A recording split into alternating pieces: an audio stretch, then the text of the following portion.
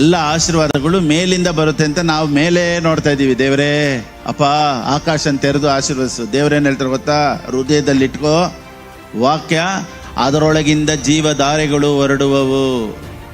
So ಎಲ್ಲೆಲ್ಲ ನಿಮ್ಮನ್ನು condemn ಮಾಡೋ ಥರ ಪ್ರಸಂಗ ಇದೆಯೋ ಖಂಡಿತವಾಗ್ಲೂ ಅದು ಹೋಲಿ ಸ್ಪಿರಿಟ್ ಇಂದ ಬರೋದಿಲ್ಲ. ಯಾವಾಗೆಲ್ಲ ಪವಿತ್ರಾತ್ಮನ್ ಮಾತಾಡ್ತಾರೋ ಅವರು ಒಂದು ಇನ್ವಿಟೇಷನ್, ಲವ್ ಇನ್ವಿಟೇಷನ್ ಕೊಡ್ತಾರೆ, ಪ್ರೀತಿಯ ಕರುವಿಕೆ ಕೊಡ್ತಾರೆ. ಪ್ರೀತಿಯಲ್ಲೇ ನಿನ್ನನ್ನು ತಿದ್ದದೆ ಹೊರತು ನಿನ್ನನ್ನು ಪ್ರಿಕ್ ಮಾಡಿ, ಇನ್ಸಲ್ಟ್ ಮಾಡಿ, ನಿನ್ನನ್ನು ಕಂಡಮ್ ಮಾಡಿ, ನಿನ್ನನ್ನು ಭಯಪಡಿಸಿ ದೇವ್ರ ಕಡೆ ತಿರುಗಿಸೋ ಪ್ರಸಂಗ ದೇವರಿಂದ ಬರುವಂಥದ್ದು ಅಲ್ಲ. ದೇವರಿಗೆ ನಿನ್ನ ಮೇಲೆ ಪ್ರೀತಿ ಇದೆ ಅಂತ ತೋರ್ಸೋಕ್ಕೆ ಶಿಲುಬೆ ಬೇಕಾಗಿಲ್ಲ. ಆದರೆ ಶಿಲುಬೆಯ ಮುಖಾಂತರ ನಾನು ಪ್ರೀತಿಸ್ತಾ ಇದ್ದೀನಿ ಅಂತ ನಿನಗೆ ಬೇಕಾಗಿದೆ. ಸೊ ನಾನು ನಿನ್ನನ್ನು ಪ್ರೀತಿಸ್ತಾ ಇದ್ದೀನಿ ಅಂತ ದೇವರು ಘೋರ ಶಿಲುಬೆಯಲ್ಲಿ ಪ್ರಾಣ ಕೊಟ್ಟು ರಕ್ತ ಸುರಿಸಿ ಗಾಯಪಟ್ಟು ಇಷ್ಟೆಲ್ಲ ನಿಮಗೆ ಎವಿಡೆನ್ಸ್ ತೋರಿಸ್ಬೇಕಾಗಿದೆಯಾ?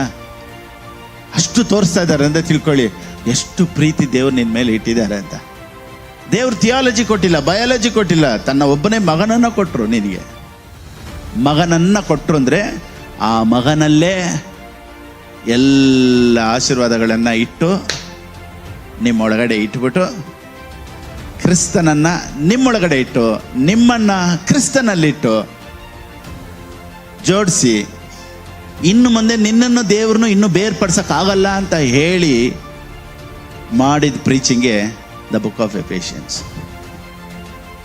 ಒಂದು ಮರ ಹೇಗೆ ಮಣ್ಣೊಂದಿಗೆ ಕನೆಕ್ಟೆಡೋ ಒಬ್ಬ ಕ್ರಿಸ್ತನು ದೇವರೊಂದಿಗೆ ಅಷ್ಟು ಕನೆಕ್ಟೆಡ್. ಮೀನು ನೀರು ಎರಡು ಇದ್ರೇ ಹೇಗೆ ಜೀವನೋ, ನಾನು ಕ್ರಿಸ್ತನು ನಾನು, ಅದರಲ್ಲೇ ಇರೋದು prosperity, healing, joy, health, peace ಎಲ್ಲನೂ.